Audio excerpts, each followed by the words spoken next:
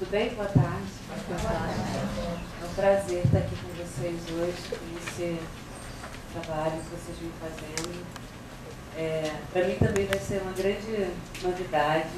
Queria agradecer a vocês pelo convite, a Patrícia, principalmente, que me chamou para estar aqui hoje. Vamos começar com a Patrícia de Luna, que é psicóloga e escritora, trabalha na BBC de Londres, no Departamento de Arqueologia Bíblica, estudou as raízes medievais dos contos de fado, escreveu 2 livros, uma peça de teatro, escreveu sobre fé portuguesa. Meu nome é Patrícia e eu vou tentar contar em 10 minutos 3.000 anos de história e profecias e explicar de que forma tudo isso diz respeito a esse momento que a gente está vivendo no Brasil e porque existe um plano divino para a América e especialmente para o Brasil. Então eu vou tentar começar numa ordem cronológica, começar do começo, né? Essa história do Brasil que a gente conhece, ela não é mentirosa, mas ela omite várias coisas que aconteceram, né? Em 1700 a.C., Salomão queria construir um templo num lugar que já era um lugar muito especial, porque era um lugar onde Enoque tinha recebido os pratos com os nomes de Javé. E existia toda uma motivação para que fosse construído um grande templo naquele lugar. Só que ele não tem dinheiro suficiente para construir esse templo, né? Então ele se une aos maiores navegadores da época, que eram os fenícios, que já tinham cruzado o mundo. Inclusive existem no museu na Líbia, que é onde era a atual Fenícia, né? É uma moeda cunhada com o continente da América, dessa época. Então eles já tinham vindo às Américas e eles conheciam o caminho para cá. Em Reis, na Bíblia, ele cita que ele vai a Ofir, Parvaim e Tarshish buscar ouro, né? E aí existem 1000 anos de discussão de arqueólogos de onde seriam essas minas de Ofir.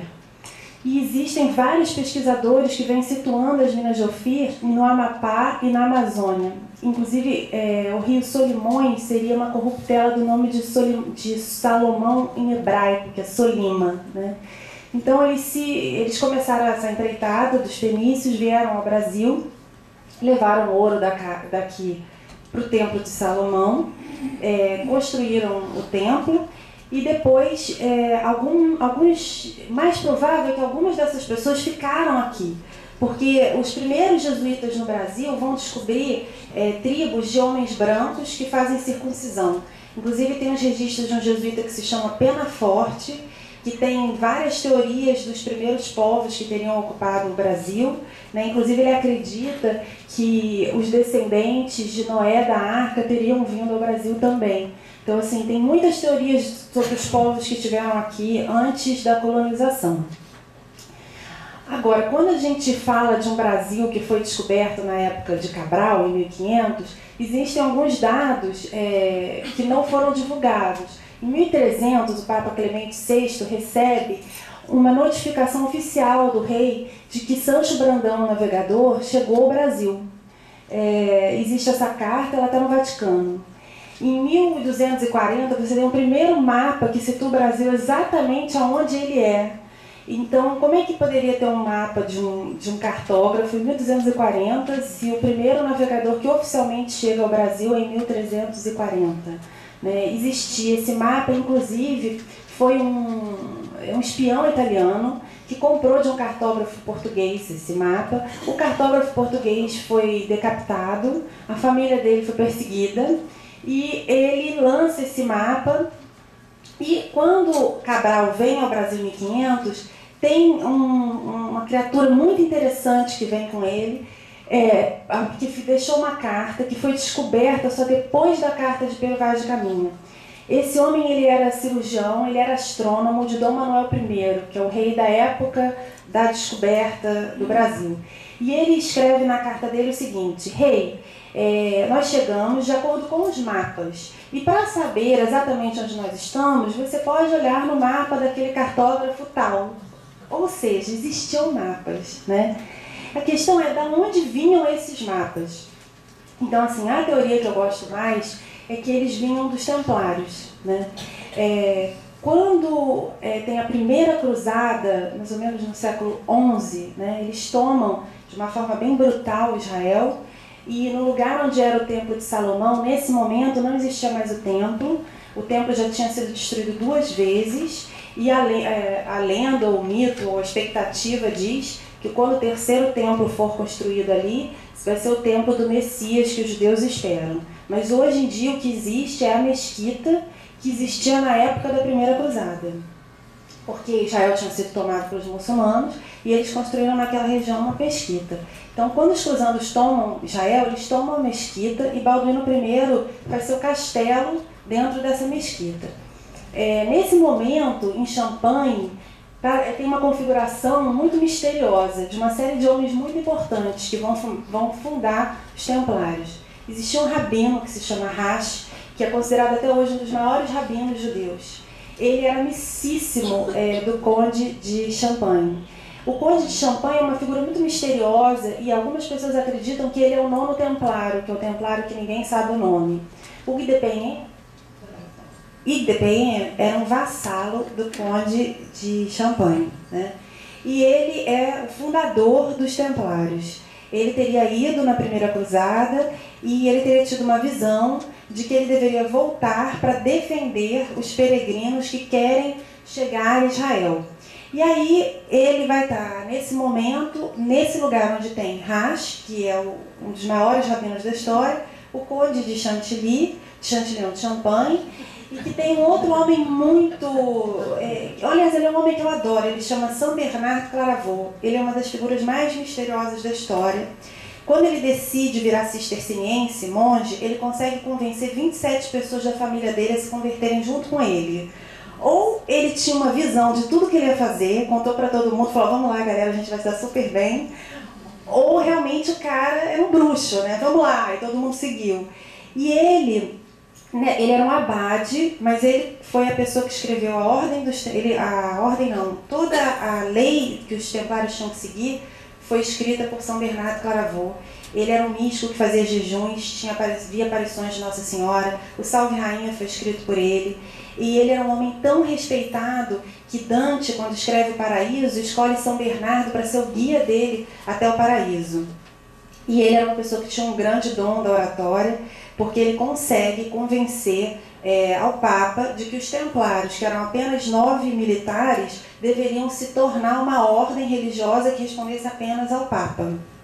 Então, Igdepén está nesse lugar, nesse momento, e ele se junta com outros 8 cavaleiros, vai para Israel, procura o rei Balduíno e fala, olha, eu tive um sonho de que eu tenho que ficar aqui do lado de fora da muralha, protegendo todos os peregrinos que querem chegar a Israel.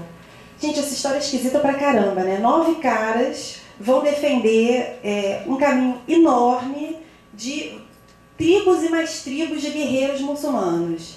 Para mim, essa história é mentira. E existe uma outra história, que essa todo mundo sabe, passa todo dia no History Channel, de que eles ficaram escavando o templo e de que eles descobriram muitas coisas que existiam na câmara secreta do templo. Essa câmara, inclusive, os essênios têm registros de tudo que existia nessa câmara. E eles dizem que existiam mapas, existiam escrituras, existia ouro, existiam tábuas, existia uma série de coisas lá dentro. E os templários ficam exatamente no lugar que era sobre a câmara secreta do templo. E as lendas sobre essa câmara eram tão misteriosas que na antiguidade as pessoas acreditavam que o rei Irã de Tiro, que é o fenício que fez parceria com Salomão para construir esse templo, tinha escavado debaixo do templo, montado num verme gigante que ele comandava com palavras mágicas. Então, assim, é muito envolto em lendas, Salomão e o templo. E 9 anos depois das escavações, esses 9 templários voltam para a Europa já como a ordem mais importante da época, né? E eles começam a virar uma potência militar, né? E nessa mesma época, alguns anos depois, Portugal começa a se formar. Aí o tal do Bernardo Clairvaux vai socorrer o rei de Castela e Leão, mandando o sobrinho dele, que é o Dom Henrique de Borgonha, para ser a pessoa que ia liderar os exércitos templários e hospitalários. Ele casa com a filha do rei de Leão e Castela e o filho dele vira o primeiro rei de Portugal, que vem a ser parente do São Bernardo de Clairvaux. E aí esse homem tem uma história muito interessante que é onde começa a história mística de Portugal, que eu estava falando isso com a Eunice, que eu vim contar as motivações espirituais por trás da história. Porque a gente sempre aprende as motivações econômicas por trás da história, mas as pessoas não têm só motivação econômica, assim os estados também não têm. A gente não vive, a gente não faz as coisas só para ganhar dinheiro, a gente tem motivações emocionais, ideológicas, filosóficas, espirituais, os estados também, né? E a motivação espiritual de Portugal com relação à descoberta do Brasil, ela começa pelo fato de ter sido fundada pelos Templários, né? Então, esse Dom Afonso Henriques, que é filho desse primeiro Dom Henrique, ele vai ter uma visão, ele começa a sonhar com velho, e um dia, quando eles estão numa batalha final para tentar fazer a reconquista daquela área ali, que eles viriam a chamar de Porto Cali, que significa o Porto do Cálice, e o Cálice Templário é o Graal, né? Então, quando eles estavam numa batalha final da reconquista, que até é narrada por Camões, ele começa a ver esse velho com o qual ele sonhava, e o velho diz para ele: me segue. Eles vão até uma área deserta, e ele diz que tem uma aparição de Jesus Cristo, e que Jesus diz para ele que ele levaria o nome de Jesus a terras novas, a terras desconhecidas, e que essa era a missão daquele estado que ele ia formar. Por isso, na bandeira de Portugal, se ela conseguir passar aqui, tem a bandeira. A bandeira tem 5 quinas, que significam 5 reinos vencidos e as 5 chagas de Cristo. Então, nessa batalha, que chama Batalha de Ouriques, eles fundam Portugal. Então, essa motivação, ela continua nos próximos reis. E aí, quando assume Dom Dinis, que é o rei que vai fazer mais pelo projeto de descoberta do Brasil, esse rei é muito interessante. Ele é casado com uma rainha que materializava coisas, ela materializava flores, ela foi canonizada, chamava Rainha Isabel. Esse homem, ele era um dramaturgo, ele era um escritor, e ele era profundamente influenciado por uma corrente filosófica da época que se chamava o milenarismo e a terceira idade jacomita. Giacomo de Fiore era um filósofo da época que ele escreveu uma teoria que influenciou a Europa de norte a sul. Até a Rússia foi influenciada por Giacomo de Fiore, São Francisco foi influenciado, Cristóvão Colombo é jacomita, a Divina Comédia de Dante se chamava Apocalipse Jacomita, né? Ele influencia muitas pessoas. E a ideia de Giacomo de Fiore é que ia chegar um momento da Terra, que ia ser a terceira idade, que a gente tinha vivido a idade do pai, que teria sido em Abraão, os profetas, o Velho Testamento, que a gente estava já no século XII, que é quando ele escreve, vivendo a idade do filho, e que depois de um tempo de grande provação, chegaria a era do Espírito Santo, que seria a terceira idade, e que nessa idade os homens não iam mais precisar aprender sobre Deus com os homens, eles iam poder aprender direto no seu coração, que todos os mistérios iam ser revelados, né? E que as pessoas iam poder viver a era do Espírito Santo, uma era de igualdade, sem classes sociais,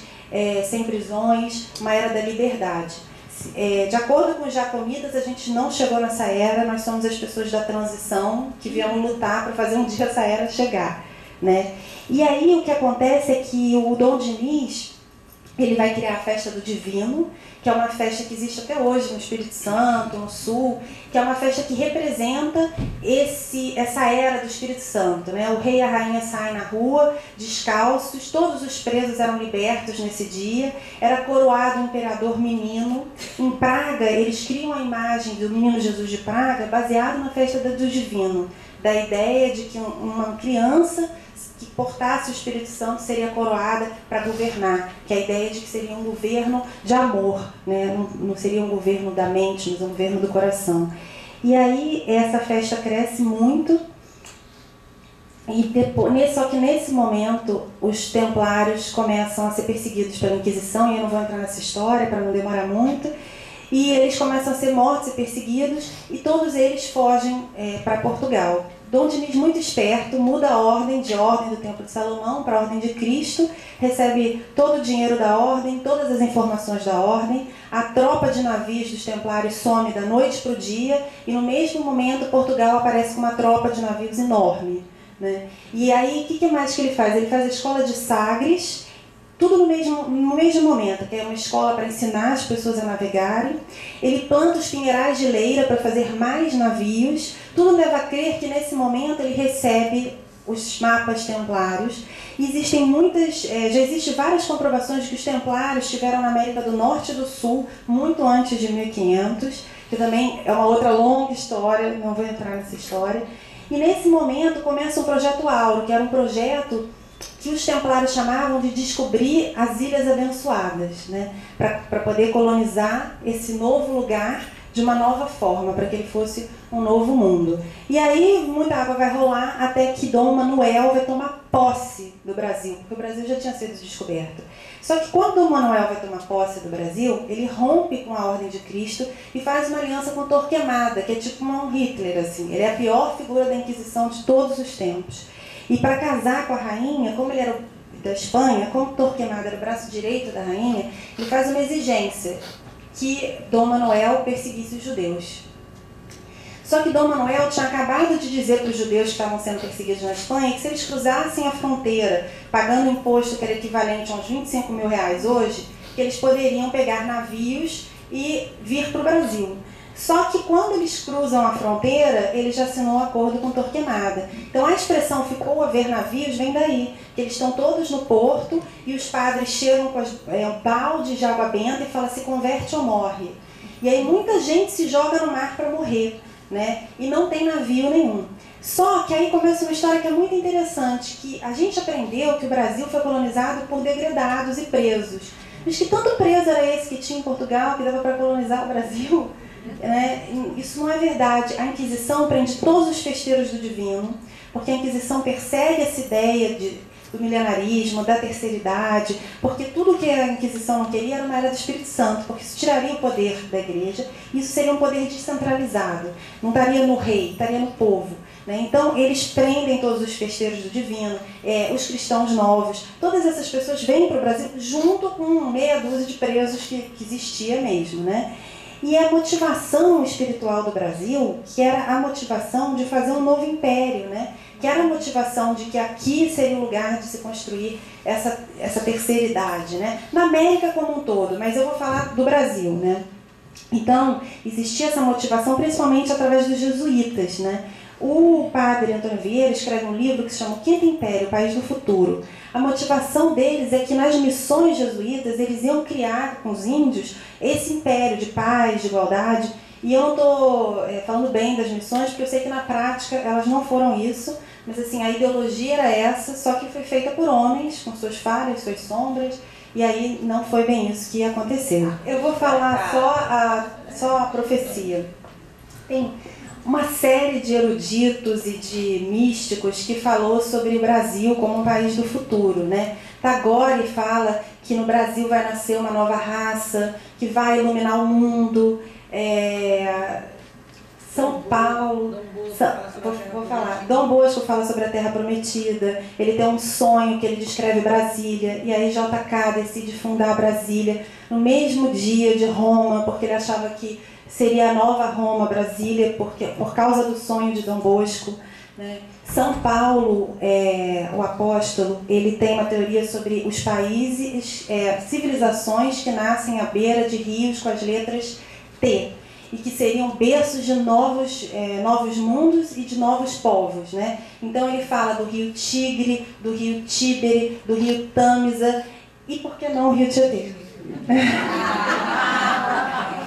E deixa eu lembrei, mas são tantas profecias que existem sobre o Brasil que a gente podia ficar aqui horas falando só das profecias. Mas o que eu vou falar é o seguinte: Oswald de Andrade, que não fez nenhuma profecia, mas que estudou muito toda essa mitologia em torno do Brasil, fala uma coisa que eu gosto muito. Ele diz assim: a felicidade do homem é uma felicidade guerreira. Por que não lutar para criar o mito Brasil? Por que temer encarnar esse mito? É isso.